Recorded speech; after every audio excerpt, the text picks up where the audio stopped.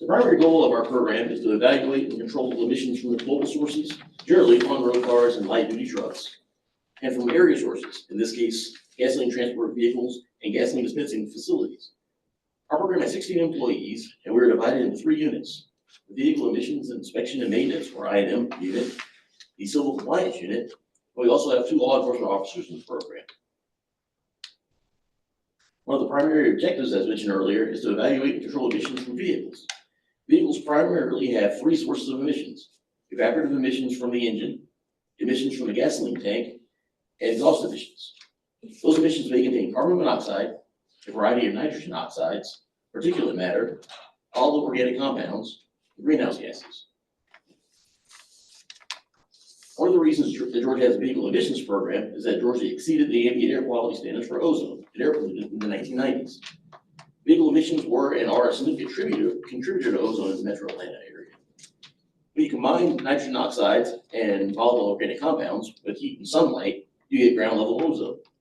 In 2022, Metro Atlanta attained the national standard for ozone. One of our goals is to ensure that emissions from vehicles are minimized to reduce the amount of ozone created to help the Metro Atlanta area remain in attainment with the ozone standard. Here's a map with the 13 counties that are part of our vehicle emissions program highlighted. If you live in one of these 13 counties, your gasoline-powered vehicle is subject to an emissions inspection prior to obtaining your vehicle registration. Here are some facts about our vehicle emissions program. Approximately 3 million vehicles are tested each year in the 13-county metro Atlanta area. There are about 700 inspection stations with about 850 test lanes. Approximately 2,000 inspectors are certified in performing tests. And the average repair cost if you have a vehicle that fails an emissions test is generally around $296. Please note our sample sign. Georgia law requires that emission stations charge between $10 and $25 for an emissions test. Here's a quick overview of the inspection and maintenance, or I&M unit. Staff members in the unit implement the vehicle emissions program through a partnership we call Georgia's Clean Air Force with our management contractor, Opus Inspection. We analyze data from the emissions test that you get done on your vehicles. We provide customer service for vehicle owners. We conduct oversight of the management contractor, and we manage industry outreach, ensuring everyone in the industry is up to date with everything in our program. Here's a quick overview of the compliance unit. Staff members in the unit ensure compliance with the I&M rules, the stage 1 vapor recovery rules, and the gasoline transport rules. We do this by auditing documents and reports. We occasionally conduct surveillance on our inspectors and stations.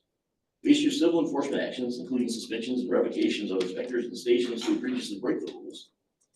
The unit handles any negotiations of consent orders, collects any monetary settlements affiliated with those consent orders, and on rare occasions prepares to appear in civil or administrative court hearings. Also within the compliance unit, we have an engineer whose focus is on our gasoline vapor recovery rules and our gasoline transport rules. The primary focus of the gasoline vapor recovery rule is to ensure that delivery vehicles have properly operating equipment to recover gasoline vapors to prevent them from entering the atmosphere. The equipment is required to be tested annually. Our engineer inspects stations for installation and maintenance of their vapor recovery equipment, reviews test reports of the equipment, and on fairly rare occasions, issues enforcement actions for facilities who are out of compliance.